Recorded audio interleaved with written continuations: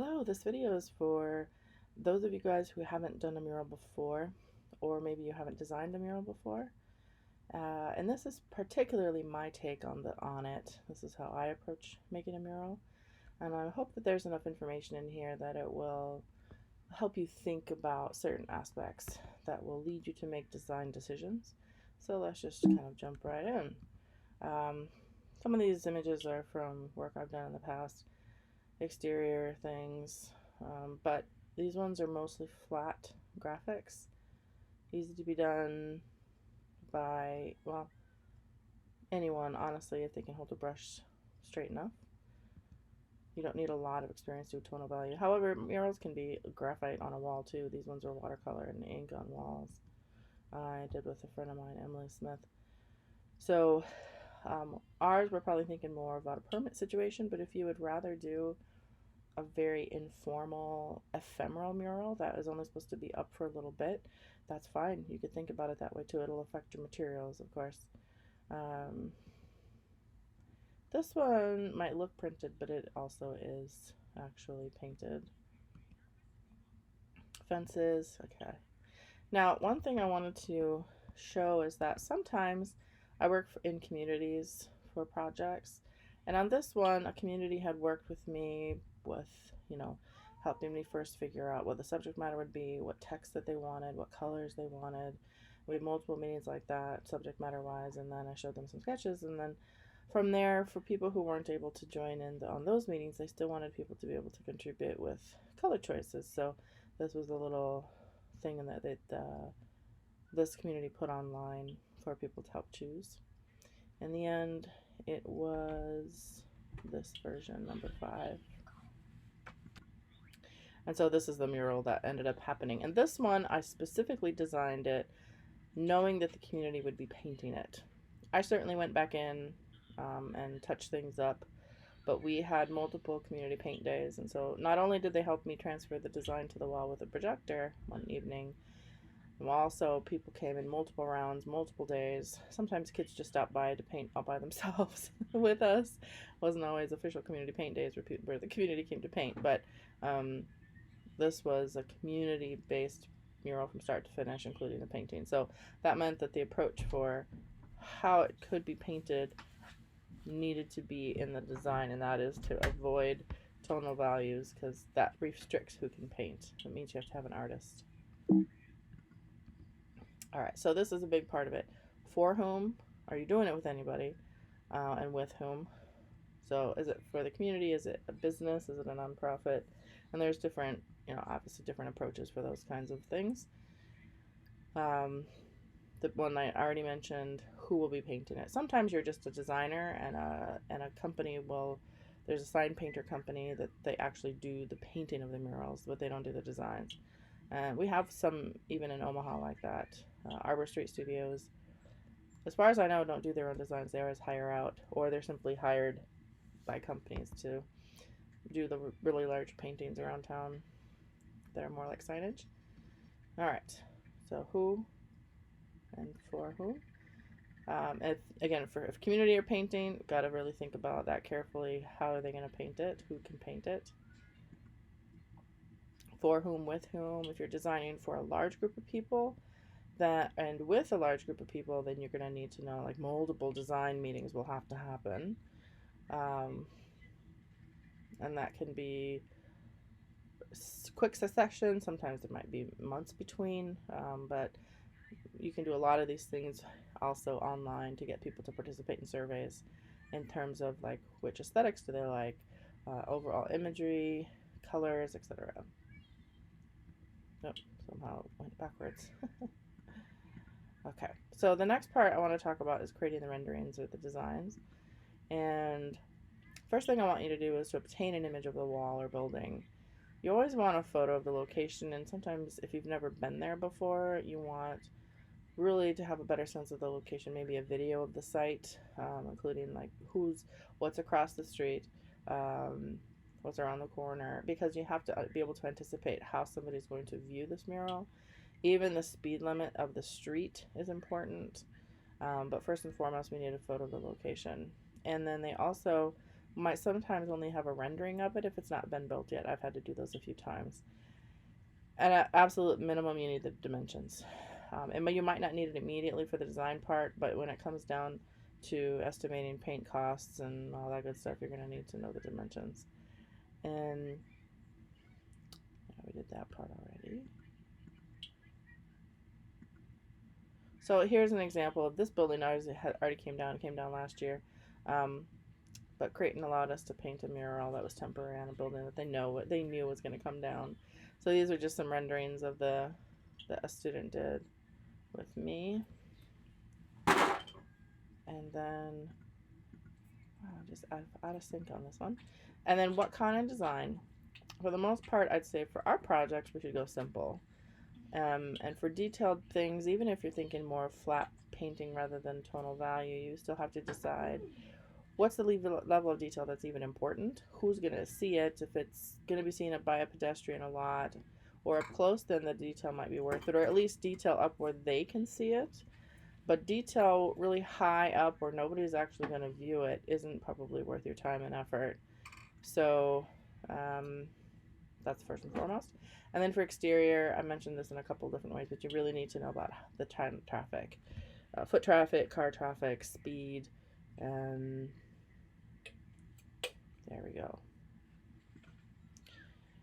And then for the interior, you have to determine the distance that it will be seen, just like exterior, except in this case, the speed is slow for the most part. Unless it's in an atrium and maybe an elevator going up and down is meant to be seeing it. But all those things, you really do need to understand the location before you can get a good handle on how you should go about designing.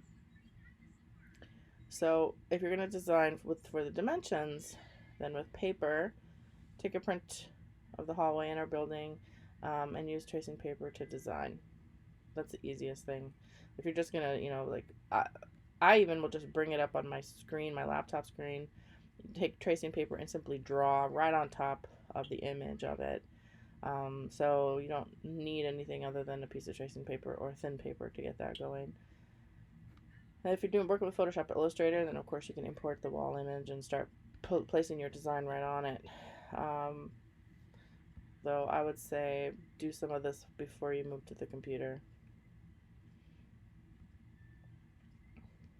Gosh, that always gets out of sync when I use the next button. Okay. There we go. So this is an example of one where the building was still being worked on. This was used to be a church. It was bought by a school. So they were changing what used to have all the seats in the congregation in here. They changed it into a gym, actually.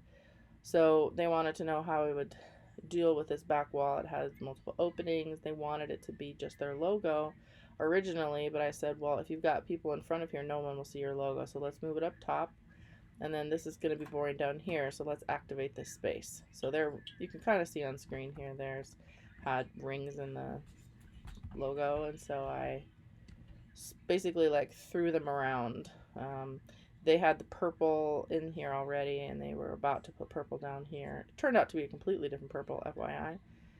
This purple and this purple, completely different. But anyway, and then you can see over here, they also wanted something to be done. They had some previously colored little marks, and so I pulled in all the colors of the logo, including purple. That was not in the logo whatsoever. They just decided arbitrarily they're going to start using purple. So the hallways had purple, classrooms had purple, and then these had purple all of a sudden. So it was kind of disjointed, but it worked. You just had to work with it. When I came into the project, they had this wall gray. I said that wouldn't work. The gray was too cold. Every other structure was a warm color that they were not going to be changing. So they did change it back to an off-white before I started. All right. Then this is what it looked like when it was actually painted. You can see the purple down here is nowhere the same color. Pricing. Well, we don't really need to talk about this part for my class purposes, but I think it's interesting for you to know how you need to think about it. Even if you for class aren't actually being made to do the overall figures, it's just it can be important, especially for those who might actually end up going into this. You might want to pay a bit more attention. But generally, whatever I feel like it should take me, I double it because time is always fleeting. It just pays to do that. And then you do need a contract. If you're going to ever work with a client, you need one. I always recommend that you're paid for half the amount before you begin the project. And there's a lot of help with those kinds of things. You can go here and download this. You can look for more online. You don't have to ever start from scratch. Sometimes I just require a quarter of the amount plus all the supply money. It kind of depends on the organization that you're working with as to what they're comfortable with, but majority of the time I get half up front and then half at the end. Okay. So a couple of little more examples here. This was for the school, Nelson Mandela School, same as the other one, just for some ideas. Okay, so how to calculate amount of paint. There's a bunch of calculators actually out there. Most paint stores or stores that have sell paint will tell you what the paint amount should be. You can also ask at the counter, but you also have to consider how many how many layers. If you've got a lighter background for your primer and you've got a dark background for your mural, well, that's going to be at least 2 coats that you're going to need, so that you got to double the amount of paint then. But well, paint sucks up at different rates, so depending if it's a first coat, maybe it's just, it's always good to overestimate than underestimate, unless it's easy enough to get paint, like you're right in town and easy, but it's still a time out of your day, so sometimes it's just better to overestimate. Calculating the amount of paint, so gallons, quarts, you can decide how much you want, or you can get 5 gallons at a time also. And they go drastically different in price, from gallons to quarts, brands to what their specialties are. Some are really special for wet conditions, others are for cement, others are for, you get it. There's just so many varieties. What I always recommend is that you must go to an actual, I don't mess with Lowe's or any of those kinds of non-specialty stores unless it's just a color in my own home. But if it's for a client and they're paying for it, I always go to Sherwin-Williams because I can ask. They're constantly innovating with their paint, so I can ask. Ladders, let's see, ladders, scaffolding, or lifts. That's a huge component of a budget sometimes, so I also don't recommend launching into a large mural until you've done a lot of small ones. Um, Ladders can go up to about 17 foot safely. I guess that could be a little questionable depending on the person. I go up to 7 foot. That's how high mine goes. But it kind of depends on how much surface you have to cover. Sometimes you just need to use a lift. I don't personally use large scaffolding. I haven't had to before. I use small that's movable. But in terms of hiring a company, that gets incredibly expensive. So I avoid it. Lifts in the end, you can pay daily or monthly rates or weekly rates depending. And they save a ridiculous amount of time. So it's either for me a ladder or a lift usually. So just know you can rent if it's larger than anything you can possibly keep at your own home. And lifts, they just get dropped off at your location and picked up at your location. If you're working outside, yeah, they should also provide harness for you. Ask them about that. You need to wear it for OSHA requirements. All right, and then these are just some ways to think about transferring ideas to flat art design. So this was a painting of mine, and then this was how it transferred into a really flat painting. So the idea is still embedded there, but it's been simplified. There's no longer the tonal values, and tonal shifts are basically evaporated. Okay. So final coats. Something to think about here is, where is it? What kind of traffic does it have? Do you need a final coat? If it's an area that's plagued with graffiti, then you might want to consider talking to the building owner about that, because they will need to pay a lot more for anti-graffiti coating. It's very expensive stuff. You can also do, instead, if you just need some protection, let's see, like I've done some cafeteria work, right? So those kids are spilling stuff all day long in that area. So you know, you need some shiny layers on top. Um, so, or I just buy the gloss or semi-gloss paint to start with, but just know that sometimes you need a final coat, and that can be, if you're doing the anti-graffiti stuff, I'm gonna, it's like $100 per gallon, I believe. It depends on the makers, but and not all stores carry it. It's kind of a specialty thing. Um, it skipped me again. Sorry, gotta find my way. There we go. Yeah, it's even more than that. 115 to 175 per gallon.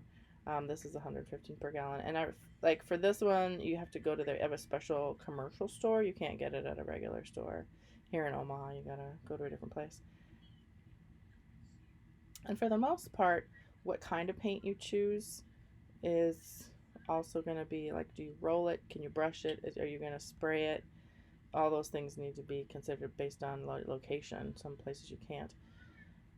Do not prepare a building yourself, in my opinion. If it's not a good wall, the owner has to get that fixed. You are not required to do that. It's not your specialty. It could go wrong. You don't want to be responsible for that. A thorough scraping. Sorry, that's a misspelling.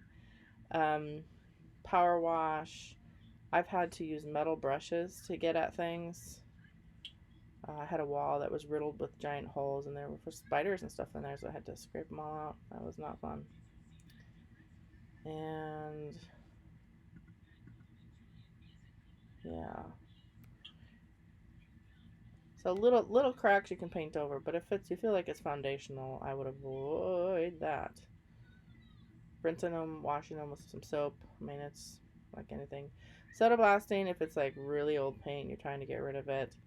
Um, you can chemically strip it. Those again are all things that I will not spend my time on. They have to find either you find somebody to do it for you or the client will. And priming it is really important. You got to get the best primer.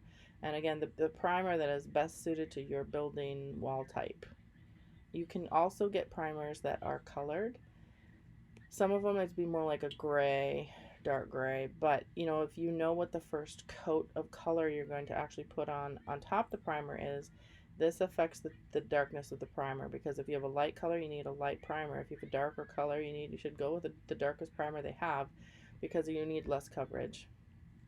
Here's an example of a mural I did that was in a space that wasn't even fully ready yet. You can see the ceilings aren't in. What kind of paint? So this is more about mm, brush and roll work, I guess I would say. But you have to be careful again about types of paint, because depending on the kind of sunlight or snow or ice or all those kinds of things. And then again, varnish or anti-graffiti, you got to really consider those things. Um, is it interior, exterior? What kind of surface? I a little bit talked about this already, so just make sure you talk to your paint store carefully. Use good paint.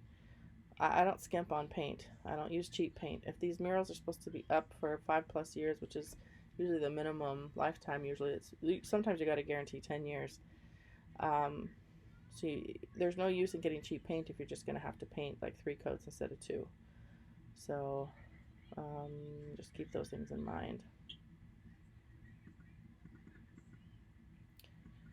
And then, yep. I personally only use acrylic based. I don't want oil based. I know one sign painter in town who uses oil based. For her letters, she just prefers it. But I can't handle that smell. It gives me massive headaches, and so I only use acrylic. And there's even enamel like acrylic. So there's paint's come a long way. And then insurance, sometimes the city or the location that you have it, the building might have it. Sometimes the organization that you're working with might have it. But if it doesn't, sometimes jobs will require you to get your own, and that's can be anything from a few $100s for a smaller span of time up to a couple $1,000s for a year. Um,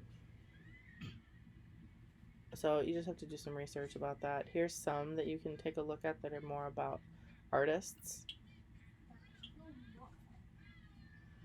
So here's just in review some ideas about go from building to fills.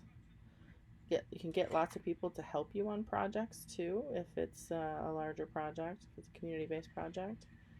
Find lean locations if you want to find murals. The first one is to practice, right? So you got to do some painting, larger paintings, doors. You can buy doors at a lot of like Habitat for Humanity kinds of places. Those are good, larger canvases. Um, and then once you feel like you've got some under your belt, do some for friends, get your portfolio up, and then you want to start looking at RFPs and RFQs. RFPs I don't like, but if you're starting off and you haven't done a lot of work yet, you might have to.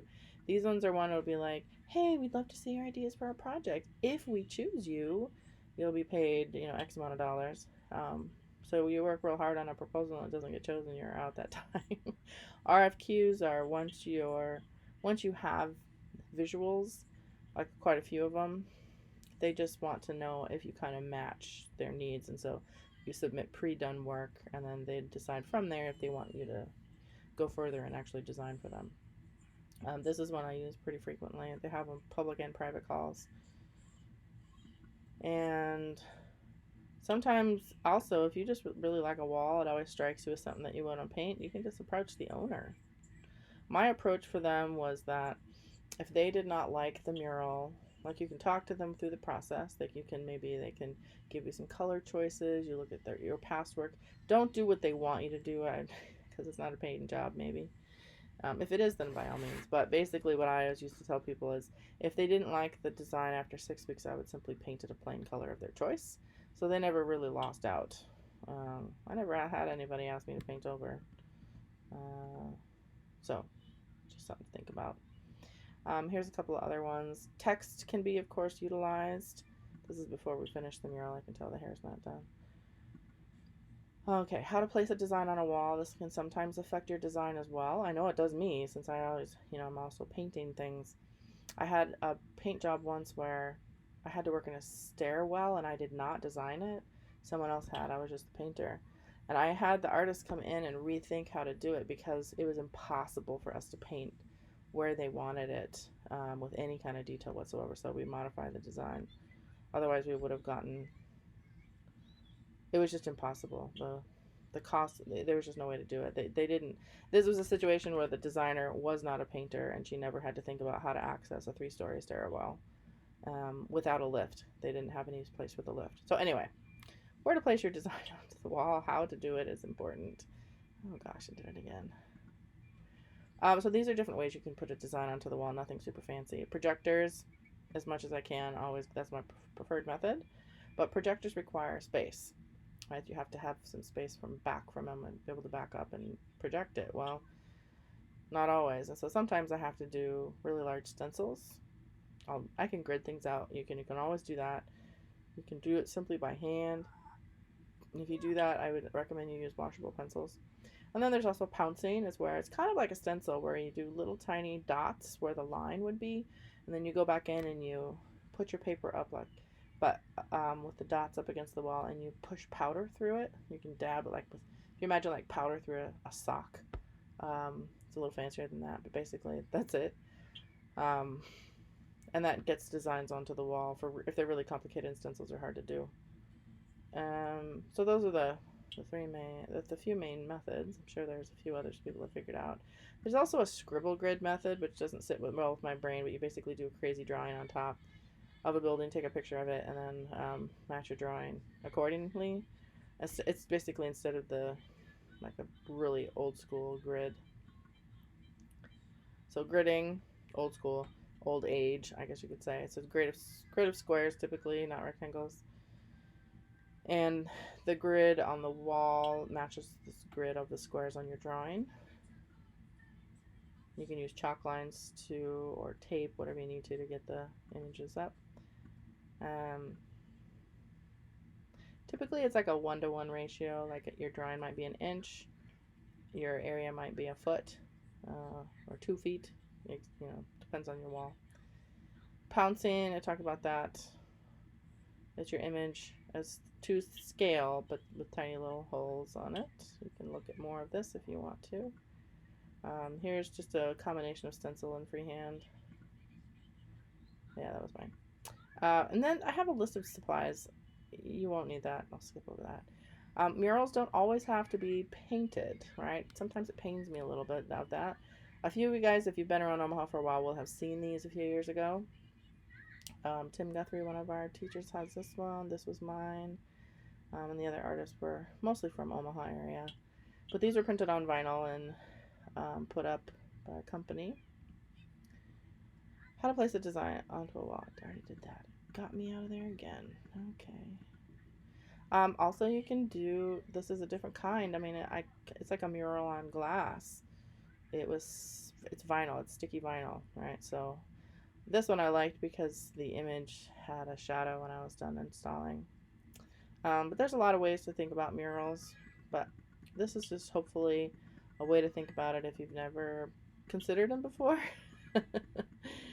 Before you actually begin the drawing process, there might be some things in here that will affect, especially if you feel like it's something that you might want to actually approach a building owner about. Remember that if you're more the designer and not the painter, you just need to hire somebody to help you paint, and those people exist out there.